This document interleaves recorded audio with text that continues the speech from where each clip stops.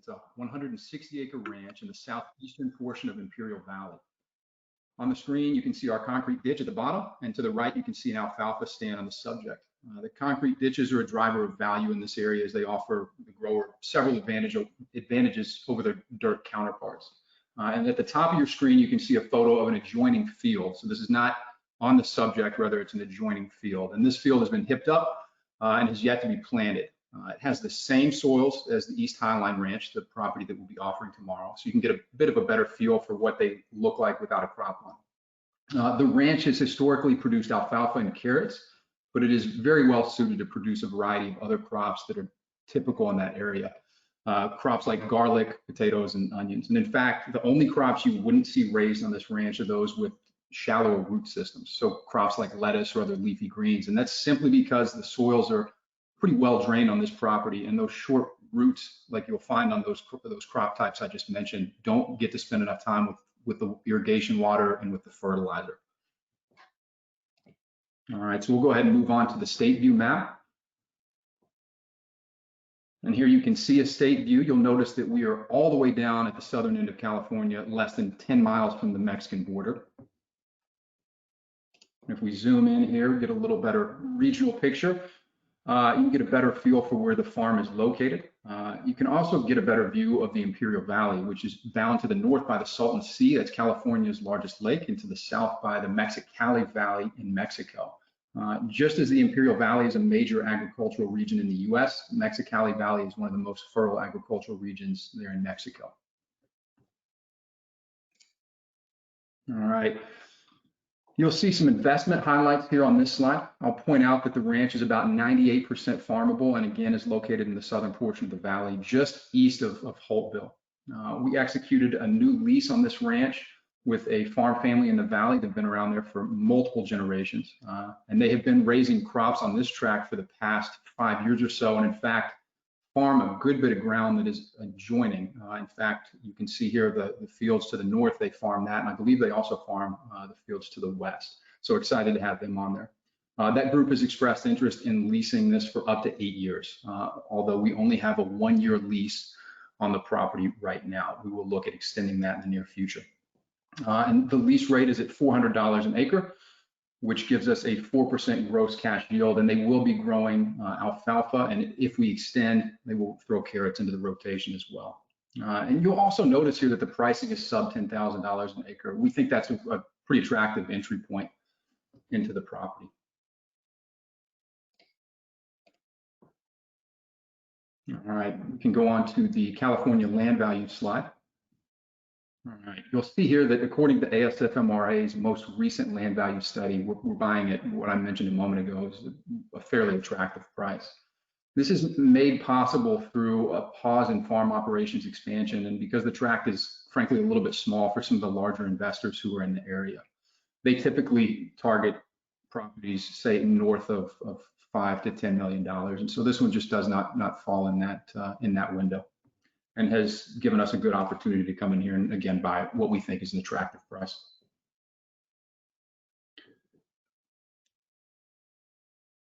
All right, you can see a nice aerial view of the valley here on your right-hand side. The Salton Sea is what you see at the top of your screen, and the valley is tilted to the north, so everything drains from south to north into the Salton Sea.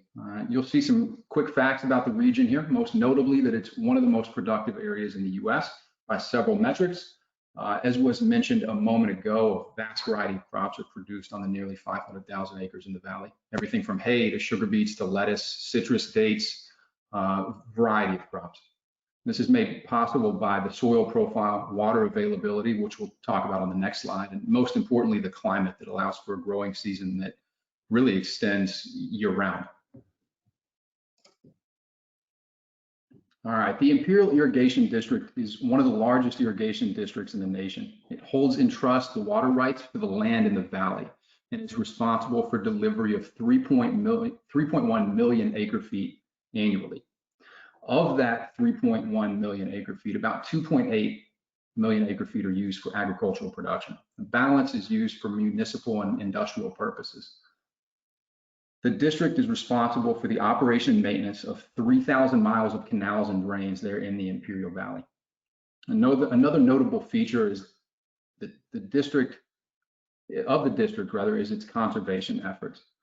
Through its on-farm efficiency conservation program, landowners and farmers are eligible to receive up to $285 per acre foot conserved. So in our case, we would split that amount in some way with the farmer to effectively incentivize him to conserve water and to qualify for the payment. Before we move on, I'm sure most of you have read through the slide, but a really interesting highlight about the valley is just where the water comes from. All the water that ends up in the Imperial Valley began in the Colorado River. At the southern end of that river, near Yuma, the water runs through 3 desilting stations, and it's then transported through an 80-mile-long aquifer called the All-American Canal. Once it arrives in the valley, it's gravity fed from the south to the north through a series of 3 main canals that run on the eastern, western, and central portions of the valley, and then are fed laterally across the valley. All that water drains, again, from the north to the south into the Salton Sea. All right, we'll talk for a moment about alfalfa in the Imperial Valley, which is really one of the primary crops that you'll see in this area. It is the foundation of Imperial Valley ag. It's the basis of most of the crop rotations in that area. If you recall a moment ago, I said if we extend this lease, which we will aim to do, the grower will look to grow alfalfa for say 3 to 4 years and then rotate carrots in behind that. Alfalfa is generally planted in September to November and primarily harvested March through October, but cuttings can be done in this area just about year round. So you'll see those cuttings push out to December in a lot of cases. The alfalfa on this ranch is actually being replanted as we speak. Here in the valley, yields will exceed 7 tons per acre, and a farmer can get up to 10 cuttings per year. After the hay is cut, it's baled and it's sold as feed for a variety of animals. And as you can see here, the majority of the hay grown in this part of the world is used in California's dairies.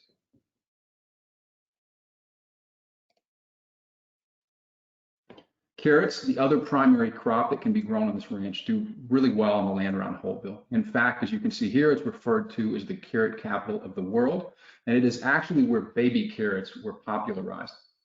As a general note, the Imperial Valley generally raises about 1/4 of California's carrot crop. Carrots can and have been raised on this farm in the past. And again, the organization that we lease the property to plans to implement a carrot alfalfa rotation if we extend the lease past that 1-year period.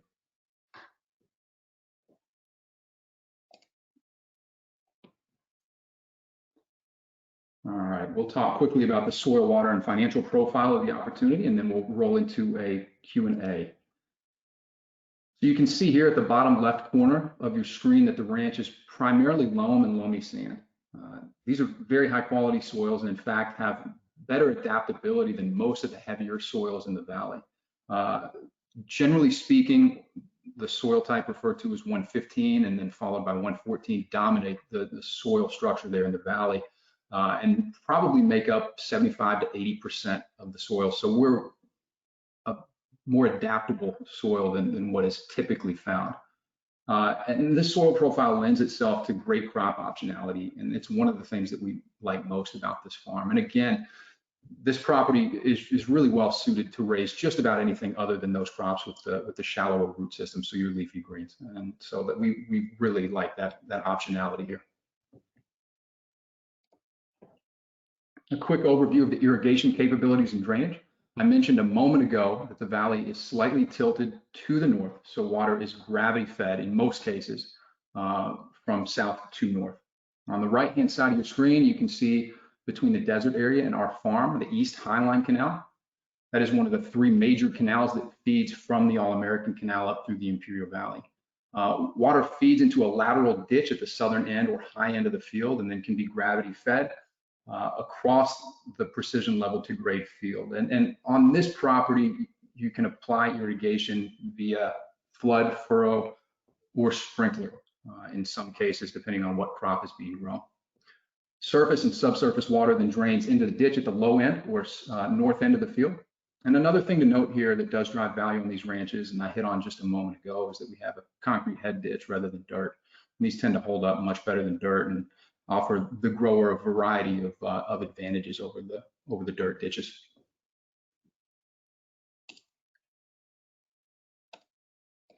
All right. Financial overview you can see here.